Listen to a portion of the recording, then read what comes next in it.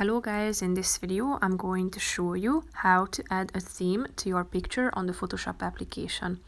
But first I just want to mention, don't forget to subscribe to my channel because at 100,000 subscribers I am going to show you my whole YouTube revenue statistics and growth strategy, how to make money online. Now let's jump into it. First of all, open the application on your phone. Click on the home button and then tap on Photo Editor.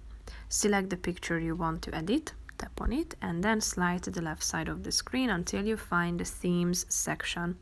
Tap on it and here you can find all of the available themes that you can apply to your picture.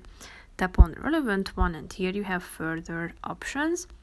Click on it and here you can see how it looks like or how they look like when they are applied.